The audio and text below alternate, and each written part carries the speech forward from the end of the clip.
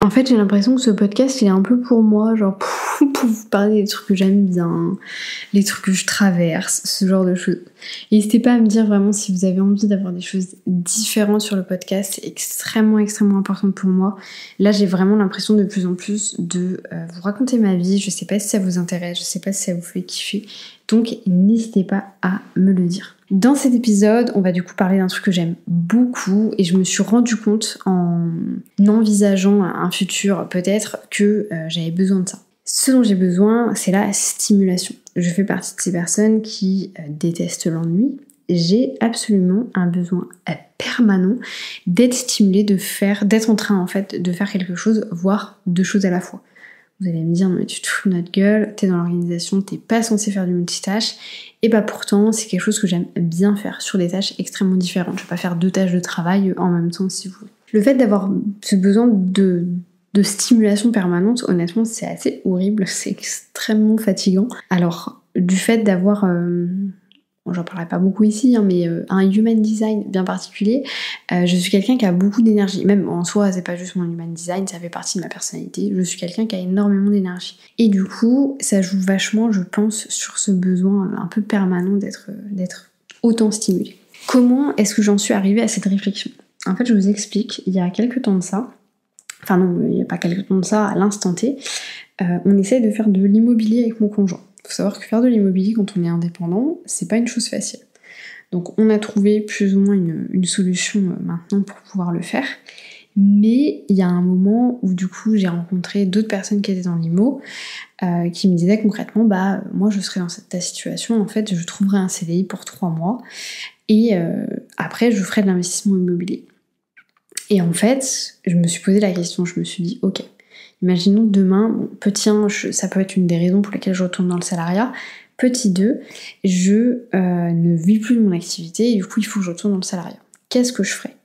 Donc moi j'ai la chance, j'ai le background entre guillemets d'avoir une très belle carrière chez Decathlon, d'avoir fait beaucoup de choses, donc je sais foncièrement, alors peut-être que Decathlon me reprendra pas, mais du moins la concurrence de Decathlon me reprendra, ça c'est sûr. Enfin me prendra, ça c'est quasiment sûr et certain.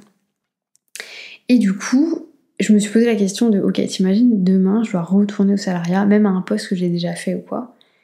Et en fait, la première réflexion que j'ai fait à mon conjoint, c'était, mais je vais tellement me faire chier. En fait, aujourd'hui, je fais tellement des choses stimulantes qui sont pour moi, pour mon développement, sur lesquelles je vois des résultats plus ou moins aussi automatiques, de par les statistiques, ce genre de choses.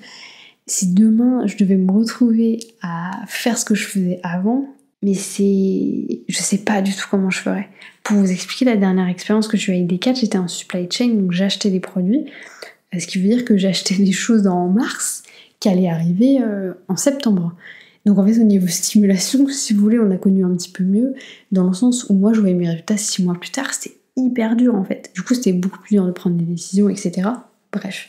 Donc hyper compliqué à m'imaginer retourner dans le salariat à cause de ça. Et c'est vrai qu'aujourd'hui, dans tout ce que je fais, mon cerveau il est un peu à 3000 tout le temps.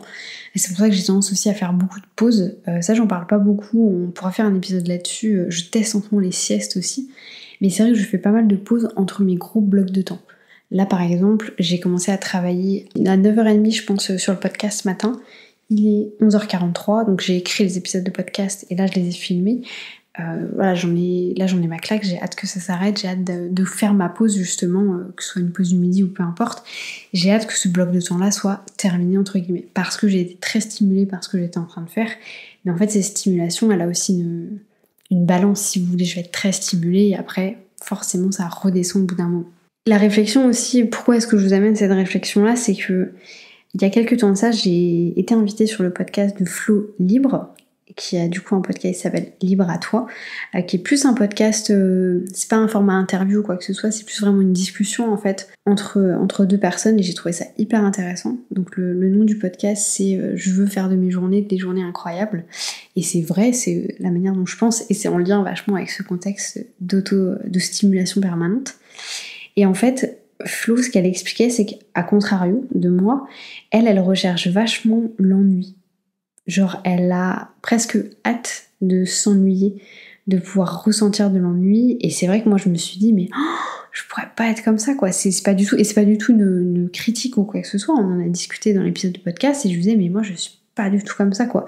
Et je me souviens effectivement d'avoir ma mère plus jeune, quand je lui disais maman je m'ennuie, est-ce que t'as pas un truc à me faire? Elle me disait mais moi je rêverais de m'ennuyer, je rêverais d'avoir rien dans la tête. Et c'est vrai que du coup là ça m'a amené de la réflexion, je me suis dit bon bah l'ennui aussi joue vachement sur la charge mentale, sur ce genre de choses. Du coup je me suis posé la question de pourquoi est-ce que moi je recherchais tout le temps cette fameuse en fait stimulation. Donc il y a plein de raisons. La première raison c'est que le cerveau, par nature, est très curieux. En fait, le cerveau, et c'est pour ça qu'il y a une expression qui s'appelle satisfaire sa curiosité, le cerveau va vouloir toujours aller un petit peu au-delà de ce que vous êtes en train de faire parce qu'il est curieux, parce qu'il a envie de voir, il a envie de se dire tiens, si on fait ça, qu'est-ce qui va se passer? Tiens, si je fais pas ça, qu'est-ce qui va se passer? Donc la stimulation est aussi vachement générée par cette partie en fait de curiosité. Ensuite, j'ai lu que du coup sur un peu le même état d'esprit de la curiosité, c'était beaucoup lié à l'estime de soi. En fait, les gens qui cherchent à être en stimulation permanente ont une très forte estime d'eux. Parce qu'ils estiment toujours pouvoir devenir meilleur, toujours pouvoir être dans l'apprentissage, en fait toujours pouvoir avoir une croissance personnelle. Il n'y a pas de plafond de se dire j'ai atteint ce que j'avais envie d'atteindre, maintenant je m'arrête. Et c'est marrant que je vous dise ça parce que moi je le ressens aussi dans le métier que je fais aujourd'hui, où je me mets des paliers en me disant une fois que j'aurai fait ça je serai tranquille, une fois que j'aurai fait ça je serai tranquille. Mais non, je sais très bien que c'est pas vrai parce que justement, je serai toujours à la recherche plus ou moins un autre type en fait de stimulation. Une troisième raison pour laquelle on adore être stimulé, c'est les émotions. Donc, on en a beaucoup discuté sur le podcast, mais la motivation est créée par les émotions. Sur les émotions que vous pouvez avoir, vous avez différents types de motivation. Si vous êtes en joie, vous êtes motivé pour faire quelque chose parce que ça vous met en joie. Si vous avez peur, vous êtes motivé pour le faire parce que vous avez peur d'être dans la merde. C'est ça la méga supra productivité. Et après, par exemple, si vous êtes triste, vous n'avez pas de motivation parce que vous n'avez pas envie de le faire, parce que ça ne vous apporte pas justement cette joie ou alors, à contrario, cette peur. Et du coup, ça, je trouve très intéressant en fait de le voir, c'est que c'est vachement lié à cette partie aussi de stimulation. C'est que je sais que moi, plus je suis stimulée, plus je vais être motivée, et plus ou moins, ça va être une motivation du coup de joie. Donc en fait, plus je vais être heureuse. Donc pour moi, le cerveau, on le sait, a tendance à faire des raccourcis un petit peu brusques, moi je me dis, qui dit stimulation, dit bonheur. Et du coup, je vais rechercher cette overstimulation pour pouvoir justement un petit peu avoir plus de bonheur. Dans le même lien, quatrième raison, la santé mentale.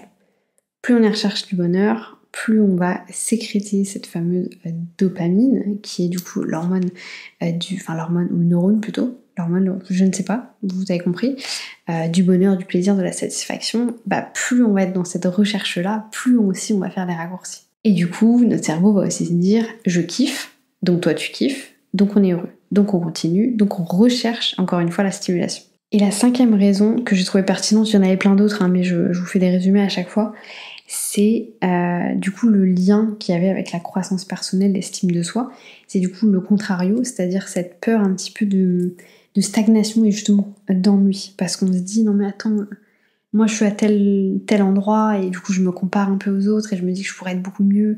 Et si je suis beaucoup mieux, du coup c'est que ces personnes-là, il faut que je fasse comme elles. Du coup comme elles sont stimulantes, il faut que je fasse la même chose, etc. etc. Donc celui-là, moi je suis moins pour, dans le sens où c'est un alter négatif et je suis pas pour les alters négatifs, vous le savez. Je suis plus sur le côté positif, donc même si en soi avoir une estime de soi démesurée, c'est pas non plus le truc le plus positif du monde, même s'il y a à regarder maintenant avec un regard extérieur, je me dis je préfère avoir une haute estime de moi qu'une basse estime de moi, comme je préfère avoir confiance en moi que pas confiance en moi.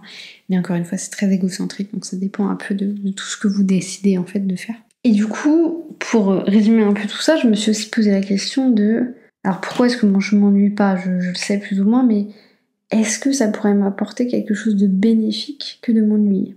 Et la réponse, roulement de tambour, c'est oui. En fait, oui, je le savais pas du tout et c'est en faisant ces recherches pour ce podcast que je me suis rendu compte. Et du coup, ça va peut-être m'amener à faire un peu plus de pause. C'est qu'en fait, l'ennui est très intéressant. L'ennui est intéressant pour plusieurs choses. La première chose, c'est la productivité et la créativité. quand on a tendance à s'ennuyer, du coup le cerveau forcément va atteindre un certain niveau, si vous voulez, de tension, la tension va baisser, et du coup l'ennui va créer plus de place, forcément. Et cette place, en fait, va permettre au cerveau d'être plus créatif, mais également de se reposer, et aussi de prendre du recul sur toutes les actions qui se sont passées. C'est pour ça que moi j'ai tendance, quand je fais des bilans par exemple, à vachement me poser, à faire une première fois, à laisser reposer, à faire une deuxième fois, justement pour créer un peu cette tension basse qui va me permettre d'avoir plus de recul d'une certaine manière. Et la dernière raison que je trouve intéressante par rapport à l'ennui, c'est du coup le fait, donc imaginons, vous avez, ça c'est votre cerveau, ok, et quand vous êtes en stimulation, vous êtes toujours ici, toujours ici, toujours ici, toujours ici, donc vous êtes en stimulation permanente, donc en tension permanente. Quand vous vous ennuyez, forcément ça descend. Et en fait, le cerveau, lui, va se dire, et moi je pensais pas du tout ça avant, et j'ai changé d'opinion, j'ai changé d'avis là-dessus, c'est que, vu que votre cerveau était comme ça, quand il redevient stimulé, il se remet en tension, en fait, il y a une appréciation qui se passe entre le moment où vous aviez une tension qui était très basse et le moment où vous avez une tension qui était très haute. Et en fait, cette appréciation-là est créée par le fait de l'ennui, et du coup c'est très intéressant, parce que c'est vrai que si moi je suis en permanence ici, en fait je me rends plus compte à un moment que je suis ici, donc même je vais aller rechercher d'aller plus haut pour être encore plus stimulée. Donc c'est pour ça que c'est intéressant de prendre des repos, d'essayer de s'ennuyer un petit peu par rapport à ça. Pour vous donner un peu le feedback avant qu'on termine ce podcast de moi, comment est-ce que je fais, parce que je sais que j'ai tendance à beaucoup travailler. Par exemple, je ne travaille jamais le samedi. Genre vraiment, je ne travaille jamais le samedi. Je touche pas mon ordi, ou alors c'est pour regarder des séries, des trucs comme ça. Mais j'essaye de ne pas bosser le samedi pour avoir justement ce moment où mon cerveau en fait s'éteint presque, pour qu'il s'arrête quoi. Parce que j'ai fait le choix de travailler par contre le reste du week-end, c'est-à-dire le dimanche. Tout simplement parce que sinon je me retrouvais à avoir des journées qui étaient beaucoup trop lourdes. Parce que du coup, comme vous le savez peut-être, j'ai décidé de calculer mon temps. Je calcule mon temps et du coup je me suis rendu compte que moi personnellement je travaille à peu près entre 4 et 6 heures par jour, ce qui comme ça paraît pas grand chose, mais finalement en fait je travaille 8 heures par jour, mais je travaille vraiment concentrée, en étant concentrée 6 heures par jour. Et en fait si je travaille pas le dimanche, par rapport à l'évolution que j'ai envie d'avoir, je dis pas que c'est quelque chose qui va durer sur toute ma vie, mais si je travaille pas le dimanche, bah du coup forcément il y a des heures que je devrais rajouter à d'autres moments, mais grâce au samedi où ma tension se baisse parce que je m'ennuie un petit peu, que j'arrête de travailler, bah forcément le dimanche je suis extrêmement créative. C'est pour ça que le dimanche j'ai tendance à faire des tâches très créatives, parce que ça me permet d'avoir une stimulation qui est un petit peu plus souple, entre guillemets. Encore une fois, c'est toute une question de perception, hein. Ça se trouve pour vous la créativité c'est quelque chose qui va vous mettre en stimulation hyper dense et ça va vous stresser plus qu'autre chose. Moi personnellement c'est quelque chose que j'aime bien faire. J'espère que ce podcast vous aura plu. Moi j'ai beaucoup aimé. N'hésitez pas à me dire encore une fois dans les commentaires si c'est des choses qui vous plaisent, si vous avez des sujets vous avez envie qu'on aborde. Je sais que potentiellement du coup j'ai envie d'aborder le fait des personnes qui nous tirent vers le haut, qui nous tirent vers le bas, et ça m'a fait penser en faisant ce podcast. Pourquoi pas aussi quelque chose par rapport au fait de changer d'avis, de changer d'opinion au cours de sa vie, même sur des choses sur lesquelles on était hyper arrêté, hyper bloqué, parce que je pense que ça peut être toujours intéressant. J'espère que cet épisode vous aura plu, je vous souhaite une bonne journée, une bonne matinée, une bonne soirée, peu importe quand est-ce que vous allez écouter cet épisode, et je vous dis à bientôt pour un nouvel épisode.